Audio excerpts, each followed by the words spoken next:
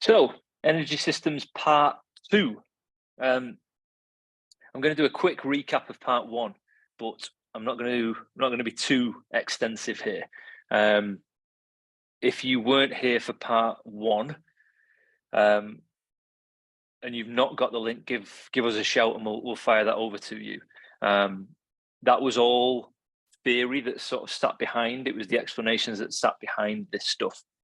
Sat behind what will be now today this practical application. So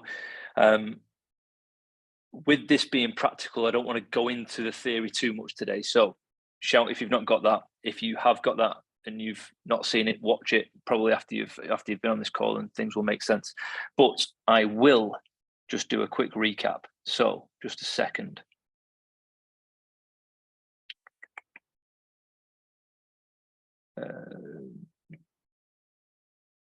Share screen.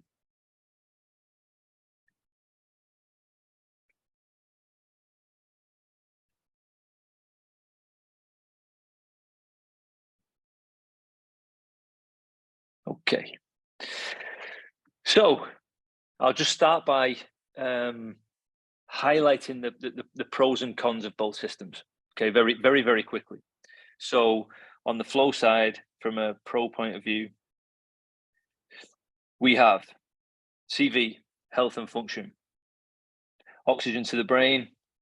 So what we're talking about there, as far as oxygen to the brain, I don't want to skirt over that too quickly, because that is key. That's going to be the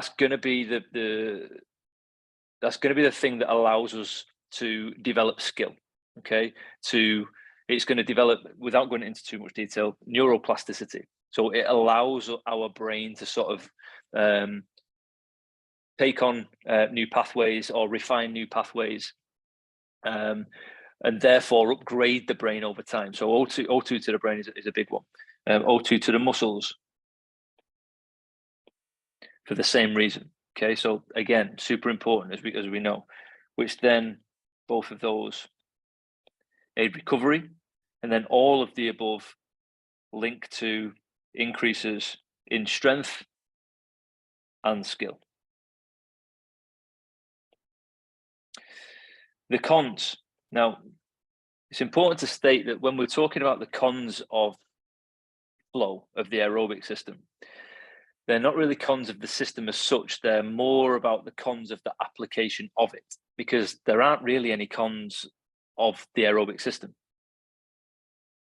So the cons of the application of it: it takes time to build. So patience is one that we've got to manage as coaches. It could be, with that in mind, classed as boring, where mixed, chaotic, constantly varying pieces are seen as more attractive today in fitness. So then nobody wants to take the time to get good at it. They would rather do other things. And then, of course, there are the cultural time constraints around the application of it.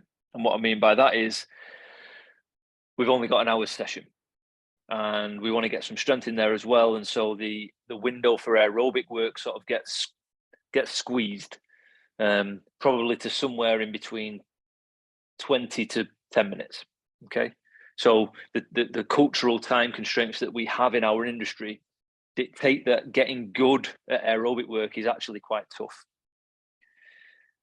So over to force just very quickly. When we talk about force, and as I talk about in the first part, we're talking about anaerobic activity. Okay, so without oxygen, it's super potent. So it's a fast, effective metabolic dose. So it's a good thing. That is super potent. It can be, in the right situation, an aerobic booster. So for somebody who has a developed aerobic system, the anaerobic system can assist in nudging that threshold just a touch higher. Okay. So really, but really, we're talking there in trained individuals, in highly trained individuals who have taken the time to develop an aero base, so that can assist in that top end if you need to go there. It can also be trained relatively quickly, and that doesn't mean that it's just the time frames we're talking about. It's also the amount of time that it takes to get good at this. Okay. In relative terms to the aerobic, it is shorter. So depending on your exposure to it previously, we can upgrade your anaerobic system within probably weeks rather than months and years as the aerobic system takes. And when I say weeks, it is multiple weeks, as in like for a good chunk of anaerobic progression, you probably, without ending your own world, you're probably talking sort of 8 to 12 weeks as a progression piece. Again, depending on your exposure to it previously. The cons is that it's potent. So then, in the wrong hands for the wrong person, it can be catastrophic, can be a disaster. It can be added stress that they just don't need in their life. And so with that in mind, with the height of stress that comes with the force expression, anaerobic expression, becomes a burden of recovery. So the recovery just takes longer. And it also digs deeper. Okay. So if the person you're dealing with is, for whatever reason, carrying a lot of stress from other factors, this is probably not going to do them any good, because they won't be able to recover from it, and so they'll just dig their hole deeper and deeper. To truly express force, we must have a prerequisite of strength. And so I say that's a con. It's a con in today's world. It's a negative in today's world, because people just think they can go and do high intensity work, and it's not necessarily the case. In order to do high intensity work, you've got to have a prerequisite of strength in order to produce that force and speed and power. Okay. So I put that as a con because it's a misconception today that anybody can go and do it. So the negative of it, all right, we can train this energy system quite quickly, but what comes before it in order to express it properly is probably quite a long time training in the strength pieces and the aerobic pieces as well. Also, to truly express, this comes at a cost. So as I show here in these graphs, to truly express force, we must let go of any expectations around form and flow. And that's a biggie that isn't really discussed too much today. So when we talk about going hard every session, and that being somewhat virtuous, as in you've worked really hard today, you know, you've ended your world again, well done. What we don't talk about is that any strength that person is looking to build around it, any skill that person is looking to acquire around this forceful expression, any aerobic capacity that this person's looking to build, is at best plateaued, but is at worst it starts to waste away. So we pay for that. The more we do force, the less able we will become in form and flow, as in strength and aerobic. So it's costly, and to this point of it being potent, it doesn't come for free. So we must be careful in its expression. Also, and this is probably the most important piece, it has no long-term utility. It doesn't go anywhere. So quite simply, when you stop training force, when you stop training anaerobically, it stops. Because inherently, it's a stress response. And so our bodies react accordingly. So when we stress it to this degree with this super potent energy system, adaptions are created in the short term, but it's a stress response. And what we mean by that is that it's a short-term workaround to manage the current stressful situation. And so when you stop the input of this super stressful scenario, then the outcome of it stops also. So unlike the aerobic system, which has great long-term utility, where you put your months and years of training into your aerobic system, and that's going to stick with you for way beyond. This, on the other hand, stop training it, it stops. So it's a big one to bear in mind, and I think it's one that's not really considered, again, in our industries today. And so really, if we're handing our clients their ass every session in pursuit of working hard, which could be admirable, intentions there could be sound, but just a little bit off the path, know that work is leading them nowhere. Because as soon as they stop that, it stops. Okay. So these are important awareness pieces when creating our program design around conditioning pieces. These pros and cons. And I would say this here and this here are probably the biggest things that we want to factor in if we're talking about long-term impact with our clients. So conversely, so we touched on this graph before, and this is the negative pathway where we promote force more so than form and flow, and the other two fall away. From a healthy point of view, this is the way around that we want to do it. So this is your positive pathway. So we focus on strength, great strength with great iterative challenge. So a nice steady build of movement and load over time. And alongside that will sit your flow aerobic work. So obviously we're going to be focusing on these pieces today. More so flow, because we're short for time and I don't want to spend too long on the anaerobic pathways when, in my mind, we shouldn't really be using them for anything other than sport or performance. And mainly, probably the sport of CrossFit or mixed modal. Because in other sports, you get enough touches on the anaerobic system through playing the sport. So there's not much requirement to go there in training. And in fact, if you go there in training for people who are playing field sports in their S&C work, what you'll actually do is you'll actually take away from their ability to recover globally.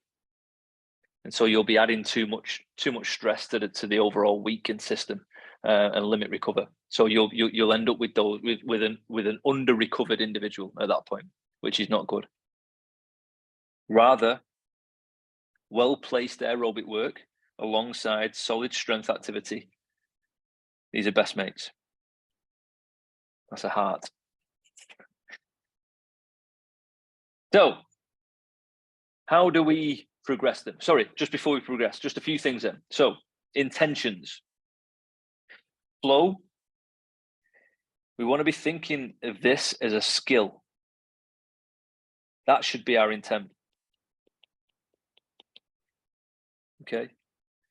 And so with everything that I've just talked around force, we have to have a bloody good reason for pursuing this. Now, it might be at some point for you or your client, it might be curiosity. So they get further down the line and they let's just play out this anaerobic pathway and see how it goes. Fine. I think it's a good thing to do, especially for coaches. It's a great thing for building your own understanding and knowledge around it, getting a good feel for how it does impact other things.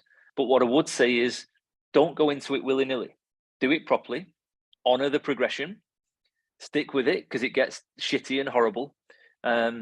Stick with it and monitor everything else around it, what's going on, and see how it goes. And if for whatever reason that you do implement this with the client, that is a must. If health factors anywhere on their if health factors anywhere in their goals or their endeavors, then as we're exploring this energy system with them for whatever reason, whether it's their sport, whether it's something they've got coming up, whatever it might be, whether it's just curiosity, the least we can do is monitor health markers alongside it, so we can see then how it's impacting their health, really. And then we can decide as we're going along whether it's still worth the cost to play this game. And I've done this with many clients. Where we go into it like, we've established your benchmark of health and how that feels. So this is you, this is how you look, this is how you feel with all of your health markers in place. Let's go and explore these few things and see how that impacts this line of health. And I won't go into that in any more detail. I won't spoil that for you, but do track it. Track sleep, track digestion, track immune system, track the aerobic performance, track strength metrics. See how all those go as you dig deeper into the anaerobic pathway. And it'll be a great awareness piece for both you and the client as to whether or not it's worth it for anybody in Gen Pop. So don't take my word for it. At the right time, if you've got space and limited stress outside of the gym, I would perhaps suggest that, especially for the coach, it's a decent experiment and exploration for you to better understand. Okay. How do we progress these things? Well, first of all, we must establish a line in the sand, a start point. So how do we do that? We assess and we establish the essence, the experience, and the expression of the client, and we take on board their endeavor and we align all those things. So what we're talking about here with essence is really the person. So this is the individual that you're dealing with, how they're made up, really. So what sits within them, their experiences, where they've been. That's their story. And of course, this is going to have an influence on who they are and how they see this whole thing. And then expression is their current story.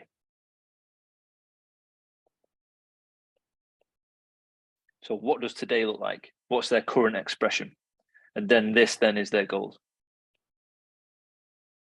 So we have to consider all these things if they've got a goal of developing their fitness in whatever way, shape, or form. We have to know all these things in order to decide to dictate them what this start point is, what this line in the sand is.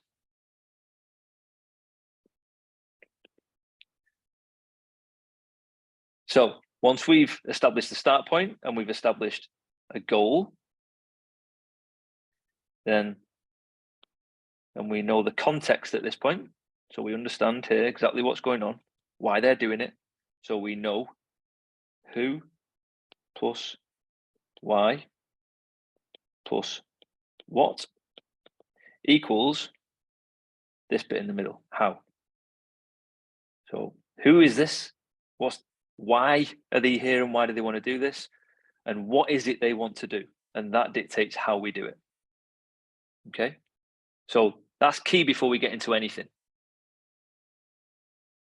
So this then will really shape your progression. So you can see that, right? Because if we don't do this, all of a sudden, and we remove these things, we have no boundaries. we have no structure, and therefore we're just playing at it. We're just picking random workouts for whatever reason. So this little bit of structure, where they are, where they're going, helps us then start to formulate a plan. So we can talk there about, so plan, framework, map, however you want to look at it. But we need to start putting it together. So how do we start putting it together? I hear you ask, Matt. Let's think about levels first. So broadly speaking, in the aerobic pathway, what we want to be doing is moving people from long to short over time. Okay. And what happens with this arrow this way is that the speed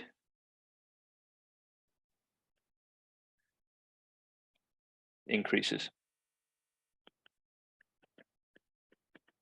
And what I mean by speed is that as we go from a long time frame to a short time frame, the pace at which we express within the time frames as they go from long to short get quicker as we get shorter. So there's an increase as we move from long to short. So this then is this sort of steady pace out here. And then this is a more tightly wound scenario, okay? And then everything that happens in between. Now, there's a requirement in there for suitable progression. Suitable progression. And so what we must think about is, we must think about, for the beginner, most of this activity, or probably all of this activity, will be cyclical in nature. Why so? Well, because this must be aerobic. And the chance of a beginner having any skills refined to the point where they're able to withstand the interruptions of doing them at pace and at speed in an aerobic setting is really, really low. So we might think that something that's easy for us, like a row into Russian kettlebell swings into box jump step down, could actually be really difficult and more anaerobic in nature for a beginner client. Why is that? Well, the Russian kettlebell swing, quite a simple movement for us as coaches, right? And probably simple for most people who have been taking part in fitness for some time. But for the beginner who's never expressed a hinge before, let alone a hinge at speed, and when I say at speed, I don't mean within the aerobic setting. I mean the nature of a Russian kettlebell swing with its dynamic in nature.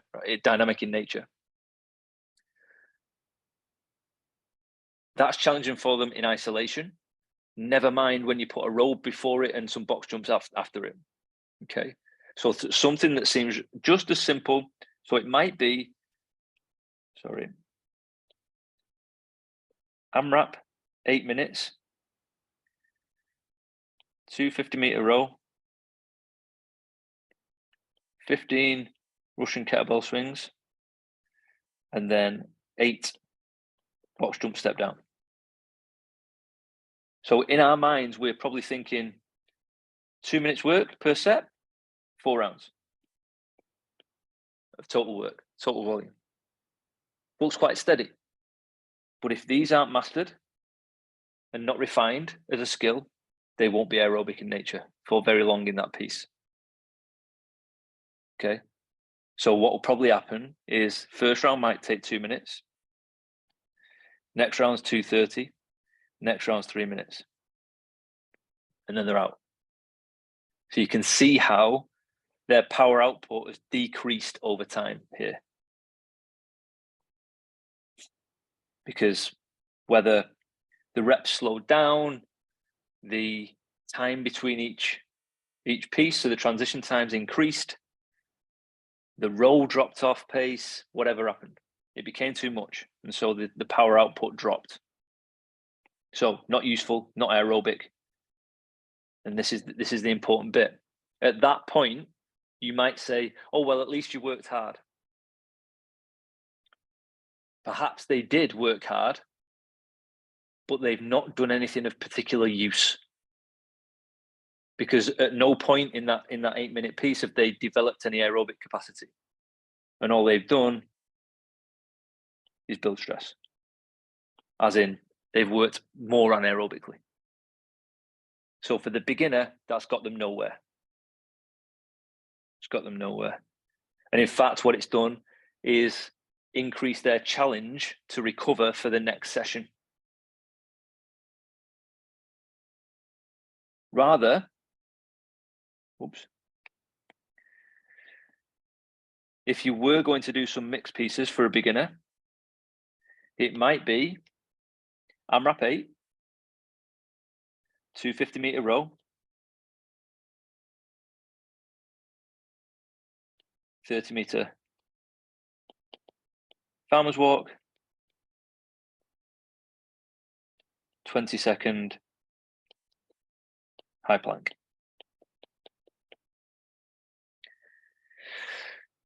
I know what you're thinking. Well, that looks fucking boring, mass. Maybe.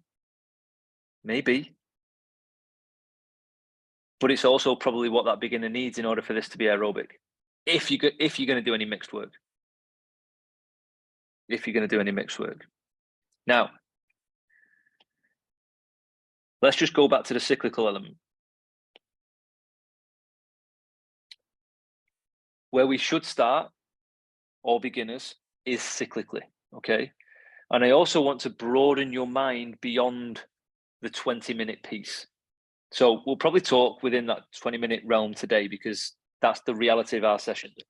But I just want to challenge your thoughts and get you pondering about how you can help your clients express longer conditioning pieces. Because why not? Why not? Why should their aerobic capacity be constrained to 20 minutes just because your session says so, or our sessions say so? You know? So this might be something that you talk about them working on outside of the gym, outside of your sessions. Or for a beginner, if they're training, let's be idealistic. I know this won't be the case often, but let's say that they've created space in their week to move / exercise 5 times. Okay. Why couldn't every other session just be designated for some longer cyclical aerobic activity? Why couldn't that be the case in today's world? Now, I know that is the total opposite of what's expected today in fitness. But as far as creating an aerobic base, capacity, and developing strength over time, that's where the wins are. Why do you think in the off season of, let's use CrossFit as an example, the CrossFit athlete, why do you think most of their mornings are spent going long?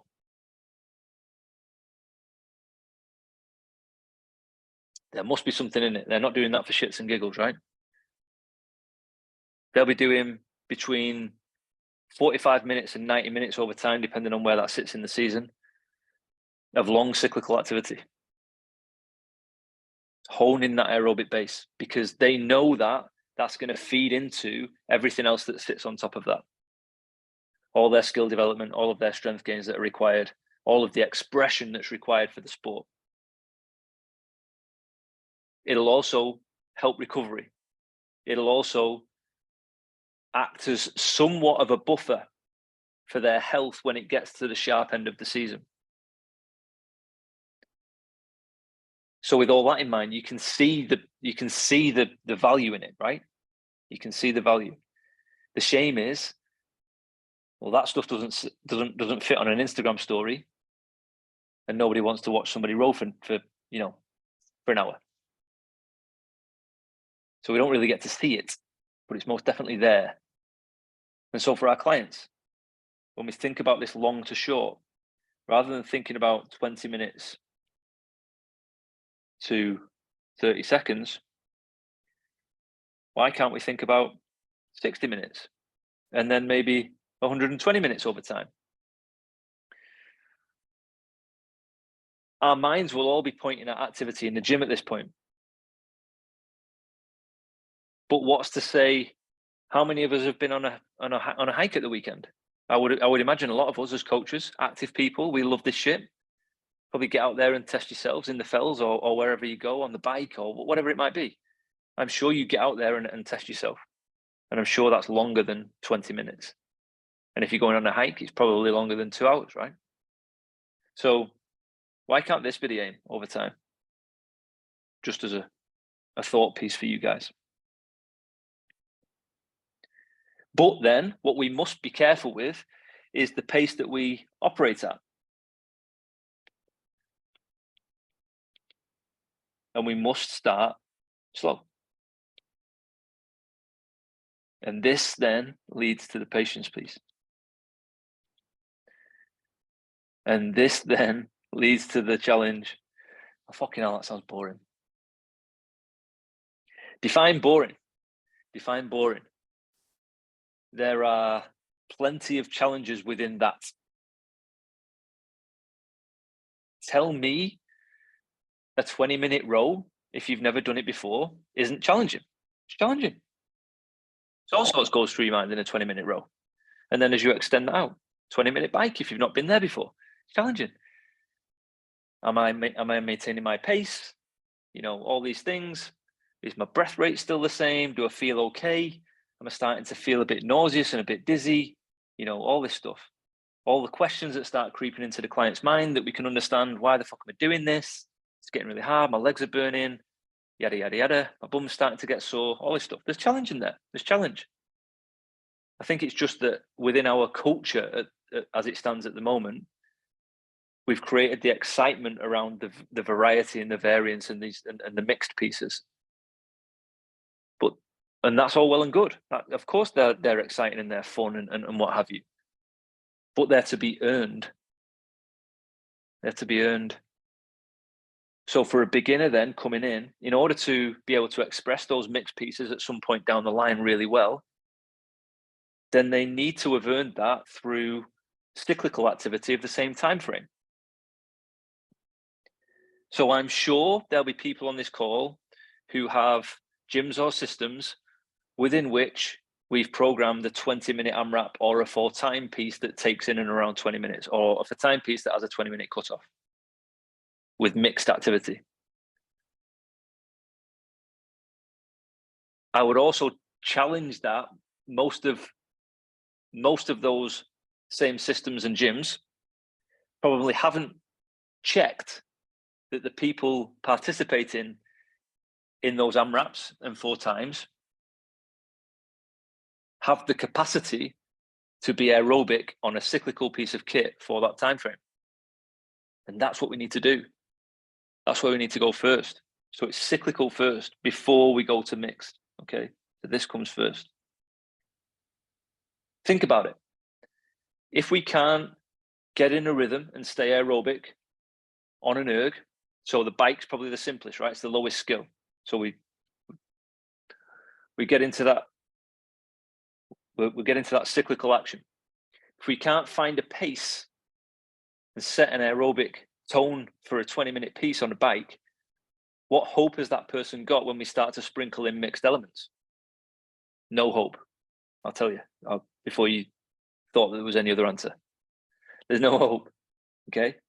So cyclical first, and we go long. Then the challenge might be, I can't stay aerobic for that long. The answer, go slower. Now, Of course, the ego takes a battering at that point. To which we should be talking about, don't worry about the numbers for now. It's all about a feeling, okay? It's all about the feeling for now. Because over time, we will increase that pace as your capacity increases. And that in itself is an increase in fitness. And to that point, for the beginners coming in, if we're not working in this cyclical activity, in this cyclical way, for these longer time frames, how are we measuring progress? How are we measuring an increase in capacity? Now, you might say that you've repeated the same mixed piece over a certain time frame. Sure, fine. How do you define what's got better? Have their skills got better and therefore the piece has become more efficient? How do you define that that was an actual increase in aerobic capacity? So they might have got more out of it, but their heart rate still might have been at 180 throughout the whole thing. So it's still not aerobic. So then the easiest way to test an increase in aerobic capacity is to keep it cyclical, because we can measure heart rate on that then. We can measure heart rate, which is great. So just to recap on that, what we want to think about is going from long to short, okay, for cyclical activity first before we start increasing the challenge into mixed. All right. Also for the beginner. So I touched on it before. If they've not completed the time frame that we're talking about, so say it might be, they might have a challenge to, I don't know, do a 20-minute bike for a certain time or whatever it might be. It might be a 5K run, whatever it might be. If they've never done that before, the first thing then is to do that time frame in totality. So we shouldn't start breaking it down into intervals or working on pacing within it until we've expressed the full piece, okay? So we shouldn't be worried about pacing. Our concern should be trying to express this thing aerobically first, all right? So also for a beginner, it's probably easier to use time frames over 4 time, okay? So really, AMRAP over for time, because that then sets barriers around the piece. So they can then start to organize themselves and their paces within a constrained time frame, okay? So for the beginner, that's your prescription. Set the time, okay? But then once they've achieved the full time frame, so let's say it's a 20-minute bike. Once that's become aerobic for them, then we can start thinking about breaking that down. And when we start thinking about breaking it down, we go to the rule of 4, okay? So we're into quarters. So in order to influence the 20-minute piece, we would be looking at 5-minute intervals at a pace that's, so if we're looking to increase this pace, we should look to build slightly over time, okay? With rest, 3 mins. Over time, then we can reduce that rest and increase the density. So it might be 3 mins, it might be 230, it might be 2 mins, might be down to 90 seconds, okay? At that point then, alongside working on the 20-minute piece at some other point in the week, the two can come together and we would expect then an uplift in capacity in that 20-minute piece, if that makes sense. Okay, so you have the two running concurrently.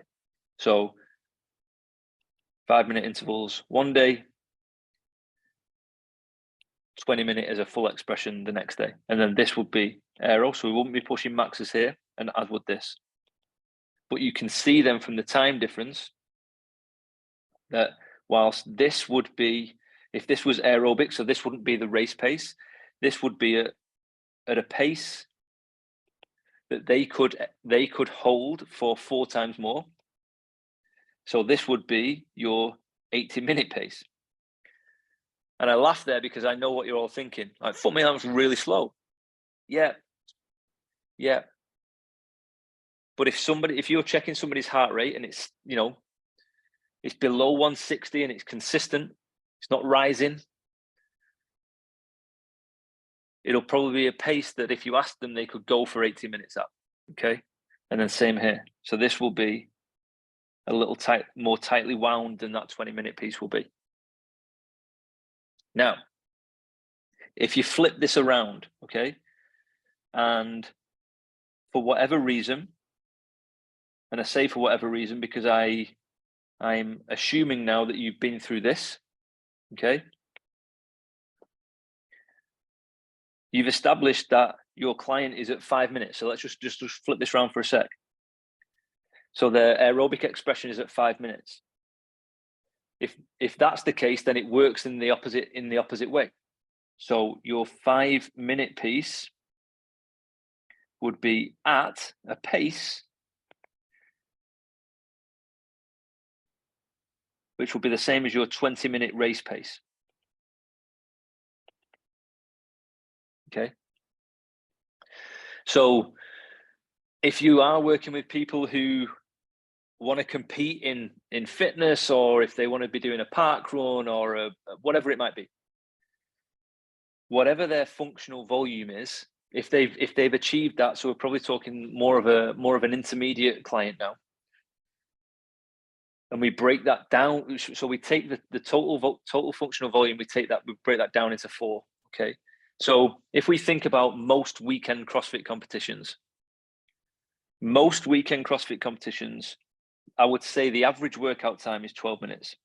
It's probably 8 to 12 minutes, to be honest. Okay. Knowing my experience in them and programming for them, knowing time restraints and getting people through and all the rest of it, there's rarely a long piece in there. But it's generally, so the conditioning pieces are usually between 8 and 12 minutes.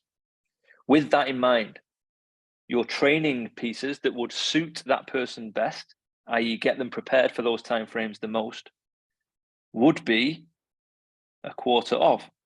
So we're looking at 3 to 4 minute intervals.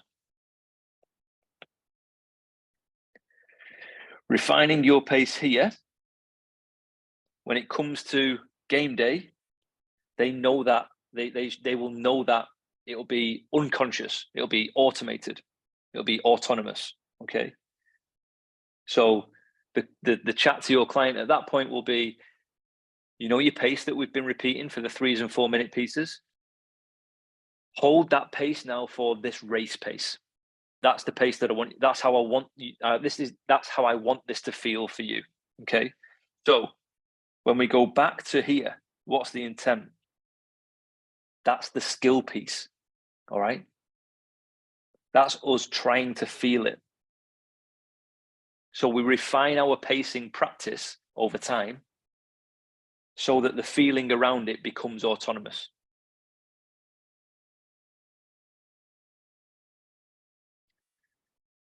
Into skill then. Into skill challenge. So a good question would be, okay, how do I move my client from cyclical to mixed? Well, the elements that go in here must be solid skills.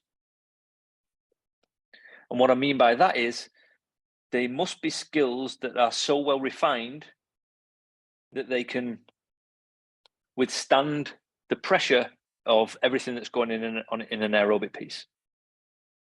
So the transitions, the loads, etc., the movement, the ups and downs of burpees, etc. In order for the overall piece to stay aerobic. So in order to get here, if this is where the client would like to go at some point, then you need to start taking some skills through this skill progression. In which case, you start with skills in isolation. Okay, so skill only. So really that's like a strength setting. And then you build the volume and increase the density. So that might start off with, of course, if you want to get to a Russian kettlebell swing, you've got to go through the whole progression for a beginner of the bend, right? So you've got to go through RDL with a kettlebell, RDL with dumbbells, good morning with a D ball, etc., etc., etc. Refining that hinge in order for them to earn the dynamic contraction of a Russian kettlebell swing. Once they've earned the Russian kettlebell swing, the setting here for skill only might be something like every 2 minutes complete 15 Russian kettlebell swings times 4 to 5. So you're accumulating 60 to 75 reps. Okay. You've got significant rest there between, and what you're aiming for is consistency of skill. That's the metric of success. So does the first rep look like the 75th rep? It does. We reduce the time frame or we build the volume, depending on where you need to go. So if the functional volume is beyond that and you need to stretch that out, that's fine. If that is the functional volume, then we can just increase the density. So it can be every 90 seconds or something like that, every 75 seconds and so on and so forth. So you're just reducing the rest in between, increasing the density, challenging the rate of recovery, really. And so you can see then how we're getting closer to that, that mixed aerobic setting, all right? I would say that once we get to EMOM, so every minute you're doing this isolated piece, then we can start to add in some interruptions in the form of a flow piece, and that's a cyclical flow piece. So that might look like, so back to every 2 minutes times 5, okay? 15 Russian kettlebell swings plus 45-second bike curve at flow, okay? So you've basically eaten into the rest with some aerobic activity. And again, same thing. How does this hold up? That's the metric. All good? One of two things. You can either reduce the rest or increase this piece. Whichever you see fit for where your client is at and what they need. Once we've stretched that out and built volume and built capacity there, then we can add in some complementary fatigue in the way of another mixed piece. But again, we've still got this work-rest ratio, okay? So then we have Russian kettlebell swings. When we say complementary fatigue, it means something that isn't going to take away from the skill that we're trying to progress. So if it wouldn't be the same pattern, or it wouldn't be an opposing pattern. So probably something else that was lower body here would be a non-complementary pattern for Russian kettlebell swings. We know that this is a hinge. So we know that what works well with a hinge is a press, okay? So that might be Russian kettlebell swings plus push-ups plus bike, okay? And then again, we build that out. And then we go to non-complementary fatigue and we see how it holds up. So then we can go Russian kettlebell swing to goblet reverse lunge. Work rest ratio again, build the volume, increase the density. Does this hold up as the metric? Remember, that's what we're aiming at. If it's all good, then we can add the flow piece in again. If this holds up throughout that whole thing, then we're probably good to start putting it in a mixed piece. Now, you can probably see by how I've just progressed this, and this through this system There's a lot of progression there. So much work, so much challenge, and it's all good stuff. So when we're scratching around for program design in conditioning pieces or in strength pieces, I would always say that it's probably because we're not thinking about where we want to go. So back to here. We don't know what this looks like, and we probably don't know what this looks like, and so we can't do this. Whereas, if we know that the next iteration of challenge would be move into a cyclical setting, and the next a mixed aerobic setting, and the next thing that will be slotted into that is a Russian kettlebell swing, then outside of the conditioning piece in your strength training, your strength would start to look like this. If this was the goal. Now we can see that that's not necessarily true strength, and that would probably be a progression that would run alongside some absolute strength work. So what would complement that? RDLs, insert any other hinge that suits the person, and a press, just as a nice pairing for an intermediate person. So a little piece just to bring this to a close. This here is form, so this is strength. And then this below is flow. So as we work from beginner to intermediate this way, we can see that the options increase as to what we can prescribe for them. All right.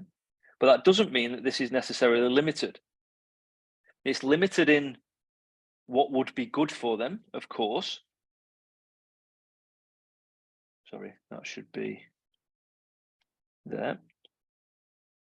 But what sits within this is vast and takes ages. Takes ages. So don't let this stuff fool you. Okay. This is the foundation of everything that goes on. And this is where we should be aiming our efforts for the beginner. And this is how we should be talking about it with them. If we focus great effort and great energy on these tasks, it's going to set you up for great success going forward for a lifetime of fitness. If we don't, we can jump to all this stuff and do it really badly because you're not ready for it yet. It's going to be super challenging. Of course it is, because it's way beyond you. So we can definitely say that it's going to be a challenge. But because it's beyond you and you've not got the ability to properly express it, it won't stay with you. You'll probably be compensating an awful lot in order to maintain it.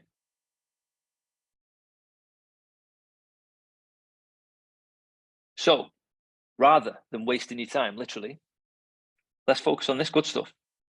And then we can move that way as and when. Okay. So we can see here for the beginner, let me just clear all this off. What have we got? Cyclical and cyclical low skill. Perfect. Long to short. There are, so just very quickly, just to add, there are some scenarios where you would go short to long. That way, okay? That would be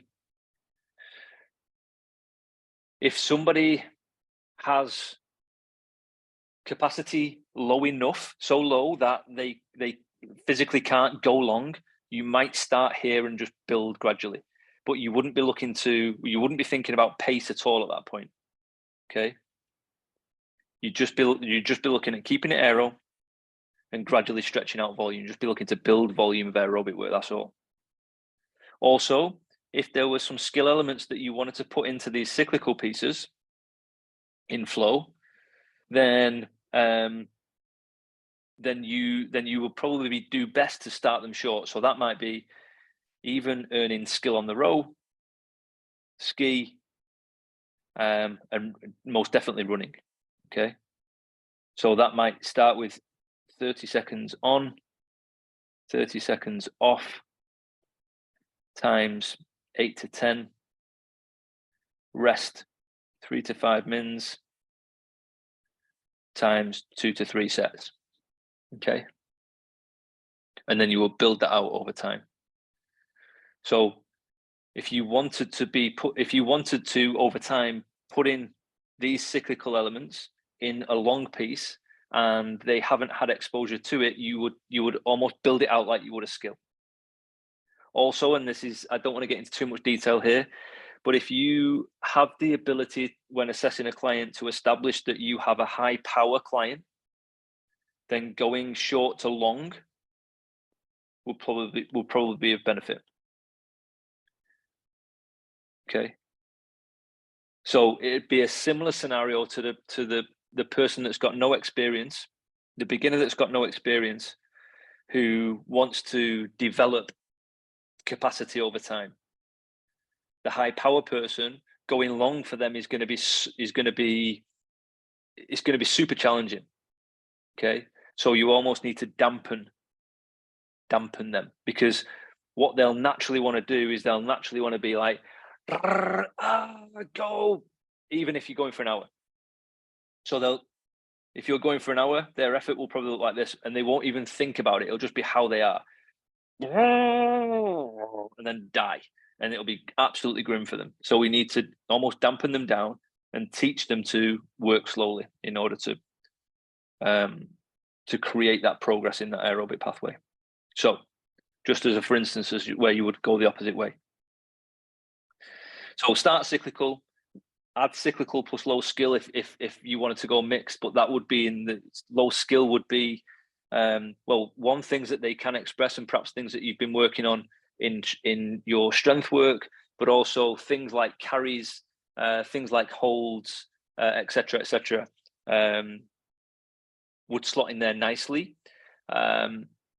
You would be looking for sort of limited eccentric contractions for the beginner there at that point in order to keep that aerobic.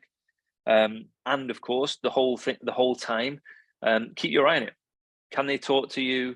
Do they recover quickly after the session?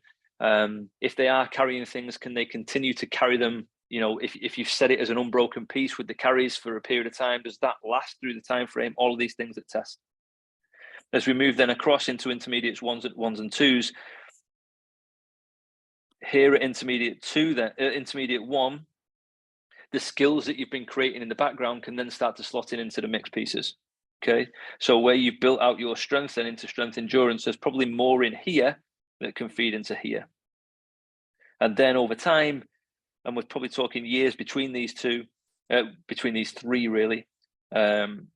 So if we said this was sort of 0 to 3, that might be 3 to 5, that might be 5 to 7, and that might be 7 and upwards, something like that.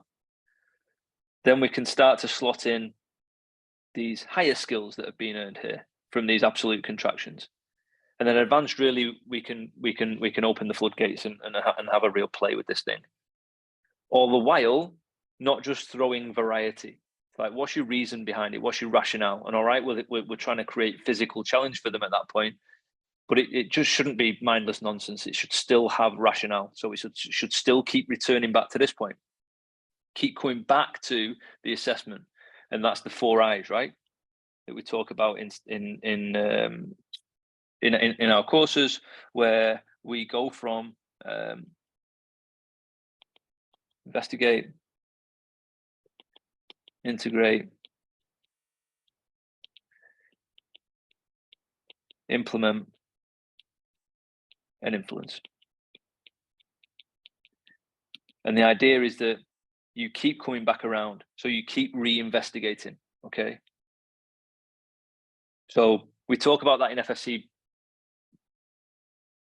broadly. In FSC2, we go into it in a bit more detail, in a lot more detail, should I say. But that process should continue to run through our system. And so then when you get to the advanced here, you still know what the intent is. All right. So I realize it's 3. I know that probably a lot of you have got to buzz off, but I'll hang around. I've got a little bit of time, so I've tried my best to shoehorn a big old subject into an hour. I hope what I shared was useful and has given you something to take away. But if there's anything specific you want me to touch on, please throw it in the chat box and let's have a look.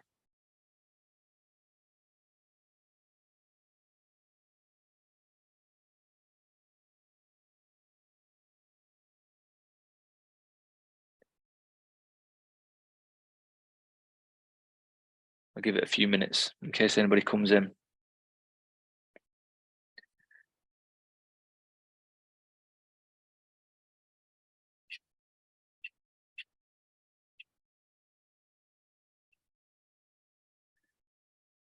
Otherwise, oh, hand up. Q&A. Oh, chat box is disabled. Just a sec.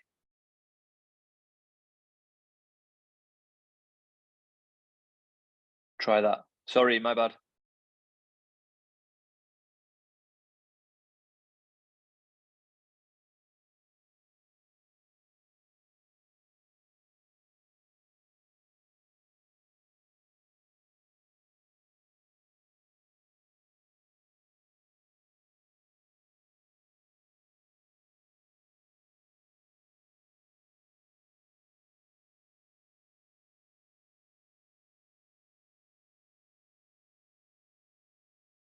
Still disabled.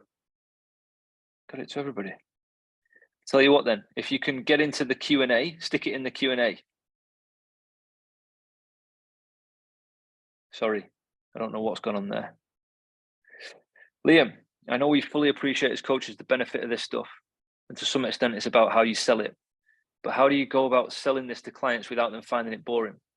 And do you think this is one of the main reasons CrossFit gets a bad rep? As so many are trying to do complex movements and working anaerobically and expressing them poorly before building the necessary capacity to do so. So let me just, I'll work through each one. How do we sell it? We have to link it to what matters to the client the most. And then when you come a couple of steps further down than that, it makes it clear that we need to create space in our systems to have those conversations. Why are you here and what do you want to get from this? You know? And honesty there. So space for honesty. So you don't want them to tell you what you've been spouting on your Instagram channel. You want their reason for being there. If those reasons for being there have long-term health or lasting fitness inside their language, however they word it, then you deliver this as the truth.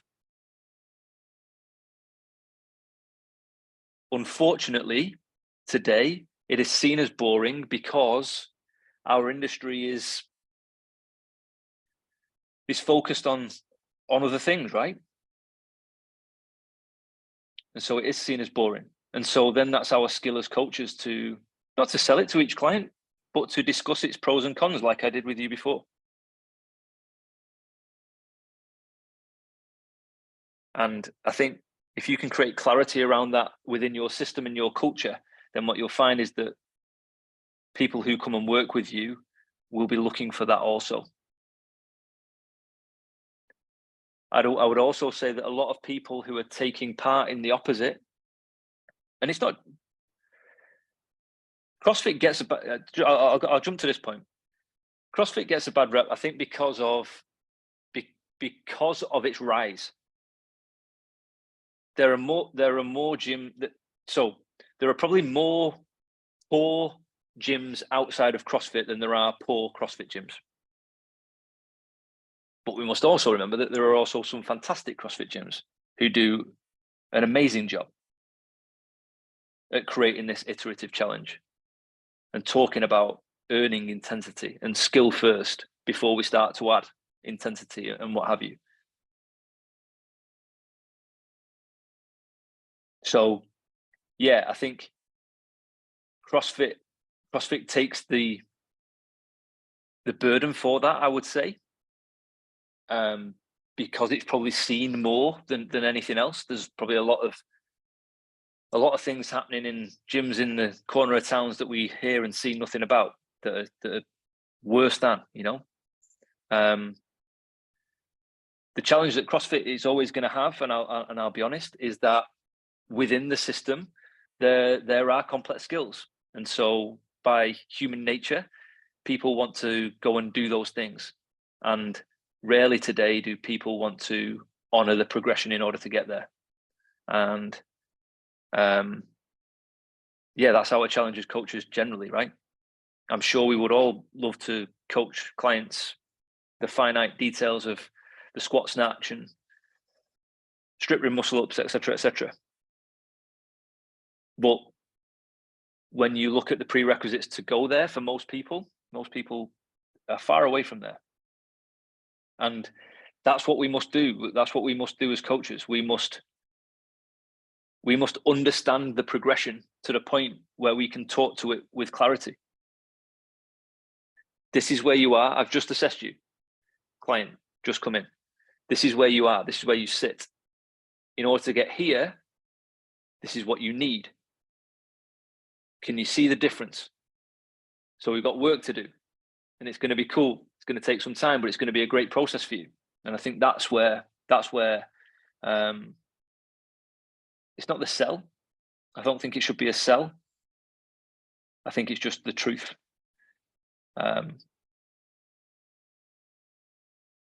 Yeah. And of course, there's all the intention in general fitness as well around ending up on the floor after a workout equals a good workout. That's the metric of a good workout today, I think, in most people's eyes. If you were to ask people generally, and when I say people, I mean participants in fitness, that's what they genuinely think they need to do. So that's the challenge that we have when people come into our gyms, I would say, is explaining the opposite. How do you go about programming for long-term program design? Well, if you could see what I was talking about there as far as progressions, most of those progressions were beginner pieces, right? I also said that it probably takes somebody between 1 and 3 years, depending on their age, previous experience, genetics, adaptability, athletic ability, talent, to move from beginner into an intermediate type exerciser. And so within that, there are years. There are years. And so again, it's just holding the truth. Where do you want to go with this thing? What do you want to do? What would be a definition of success for you in exercise? And then writing out the progression. And what you probably find is that where they want to go, there'll be a requirement to have some intermediate milestones along the way. Because most people have this big audacious goal, which is cool. It's like, okay, do you just want to keep plugging away at that, or before we get there, we'll have to do this, that, and the other. So you almost create chapters towards the full story. And within that, with Gen Pop people, obviously, as I always say, that's forward, not straight. And life impact and consistency and what have you is up and down and all over the show because of many, many reasons. And therein lies long-term program design. So how do you create long-term program design? You assess the client really well. You go back to the 4 E's. You establish the essence, the experience, and the expression of the person. You have a bloody good chat about their endeavor, what they want to go and do, and why. You align that with where they are right now, and then you create the plan in between. What are your A/B templates, for example, game program on a march on? Templates.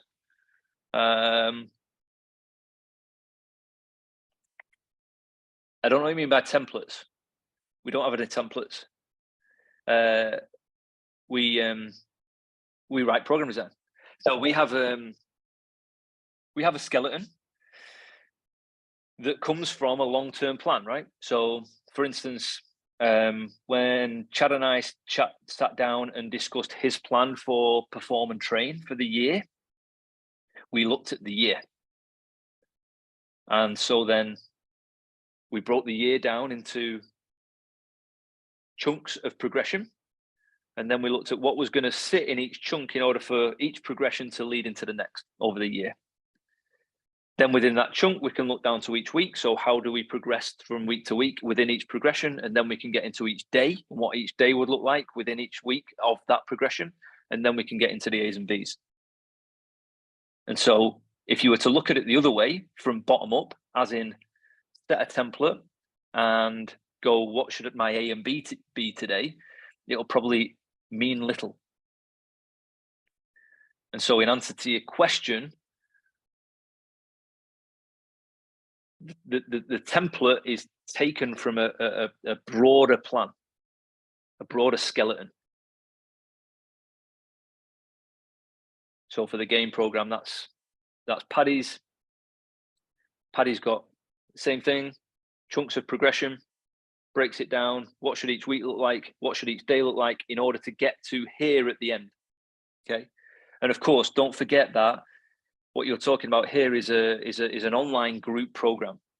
So the way in which we approach that is, in our mind, each of those programs is for a single avatar. So we have a person that we aim that at, because it's the only way to do it. Because if we were to focus or try and focus our attention on too many people, we would miss the mark totally. So we focus on one person, and it's sort of who we're aiming the program at, and hope that most people who are on the program, if we do a good job of communicating it, most people sit in and around that avatar, and so then the A's and B's become meaningful to the people who are taking part in it. Hope that sort of answers. The application, Jake, the application of taking clients from A to Z, I don't know why I said Z then, like an American. A to Z is typically easier in a one-to-one format, 100%. The difficult part as a programmer in a group fitness setting is the mixed ability, such as a CrossFit setting. I've used levels as markers for people and/or movement alternatives to get a desired response. What are your thoughts on this one? Yeah, it's fucking hard, mate. It's hard.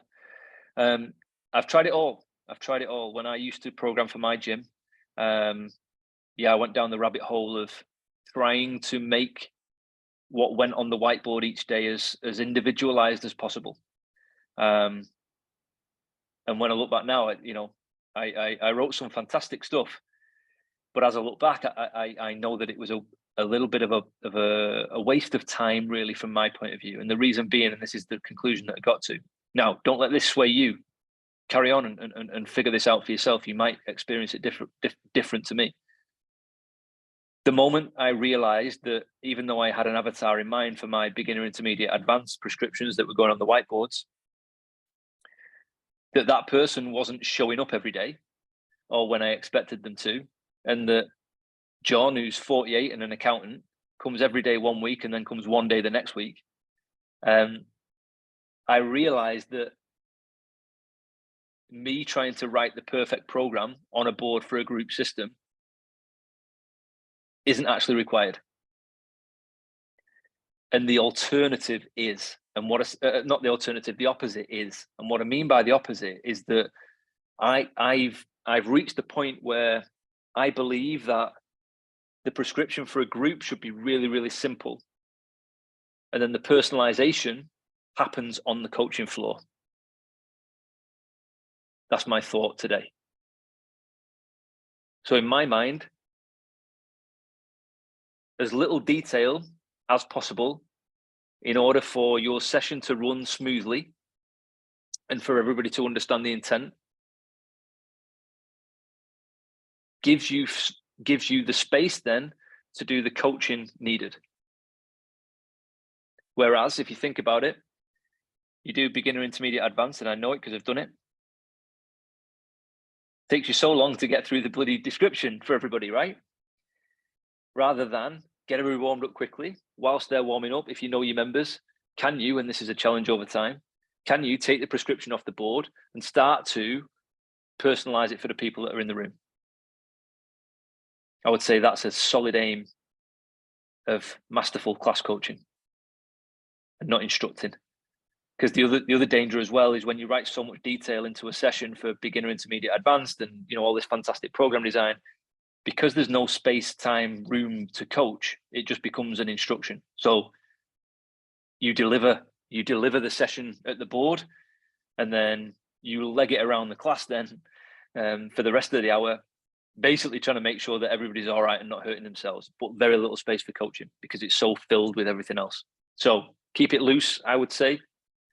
Even so, when we're talking about SGPT now, and especially we're talking, we're refining this with March on at HQ. Can we get to the point where we just have some patterns on the board? So we're going to go lunge pattern, vertical pull today. You're going to do this, you're going to do that. Everybody get on the bike, 3 minutes on the bike, increase your pace over each minute. Just a little heart warmer as in the 3 minutes. Can you just sort everybody out and tell them what they're doing on that day? I would say that, and I might be being idealistic, but in my mind, that would be the sort of the beacon to aim at as a class prescription. Hope that was helpful. I've got to shoot. Okay, thank you. Thanks, Master. Great answer there. Thank you. What would be perform avatar broadly? I know you want me to say you. So whoever you are, anonymous attendee, sounds like you. No, the perform athlete, I shouldn't say athlete. The perform avatar is probably intermediate and above exerciser who has desires, goals in and around local and national fitness competitions. Not CrossFit. That's it. Simple as that.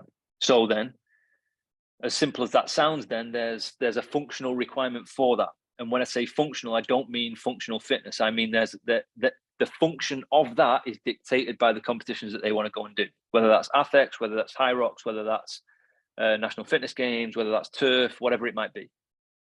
We know what sits inside of those things now. And so then that feeds backwards, reverse engineered, feeds backwards into the program, and that's what you see in the program as expression pieces. So there's a requirement to do some dynamic hinging, some Olympic lifting, etc. All the stuff that's in there, toes to bar, dynamic gymnastic contractions, all those things. I think the comment you made about anaerobic work not going anywhere when you stop training this and affect other areas of progress, such as their strength markers, is the approach I will be taking when trying to explain this to my existing clients. They'll be adjusting their program who love force. Yeah, right. Do you think this is a good approach when it comes to explaining that form of flow training is where their programming needs to be if their goals are health related? Yeah, I think so. Go careful, I would say. So remember that this is a coaching conversation. So I'm pulling no punches here, right? This is office chat. This is gym office chat. So how you relate that to your clients who have found value in the opposite needs to be done carefully. So even though you might have had an epiphany or an aha moment and gone, oh, fucking hell, yeah, that does make sense. Why am I prescribing that to these clients? That doesn't mean that they're going to reach that conclusion at the same pace you are. Okay. Remember that they don't know what you know, and they've been enjoying what they've been doing. And so it's probably going to be a longer transition piece over time. And I would say be patient, and rather than dictate that this is the case to them, I challenge you, can you steer and guide them to the point where they see it for themselves? So what you've just seen and heard that's made you go, fucking hell. Can you play that out in their reality through their expression? So through their physical experience, in which case they understand for themselves. That's my challenge to you. Because in that way, you've just empowered the client. You've moved them one step closer to autonomy.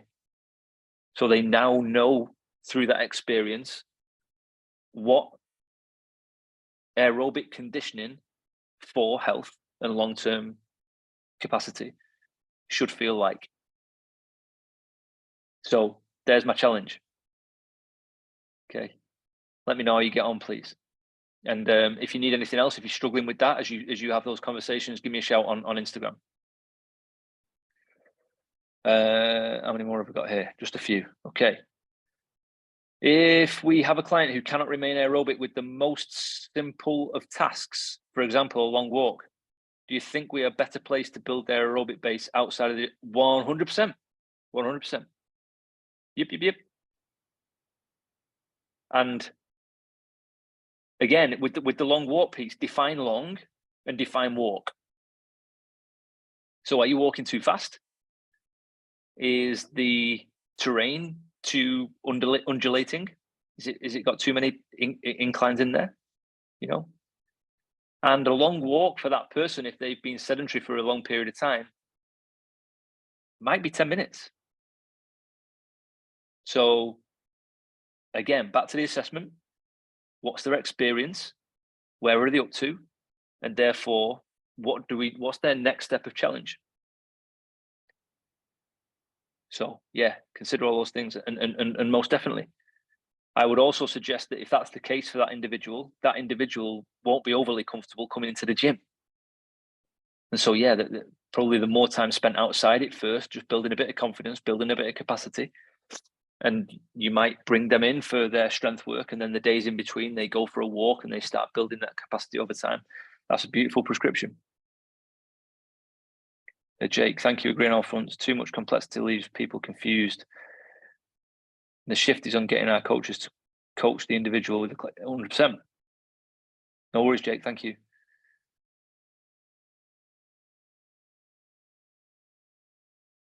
Cool. All good. Those that are still left on, 16 of you. Obviously, this was my pleasure, and there will be more of these. Do me a favor on the back of this. Everybody else has buggered off. So I trust you, 16. Do what you need to do. Share it on your Instagrams. Just tag us in it. Just a little bit of social proof of what's just gone on. Would be much appreciated on the back of us giving our time away today, and hopefully being a useful 90 minutes. So keep me posted on everything that you've got going on. I'd love to hear, and I'll hopefully see and hear from you all soon. Peace.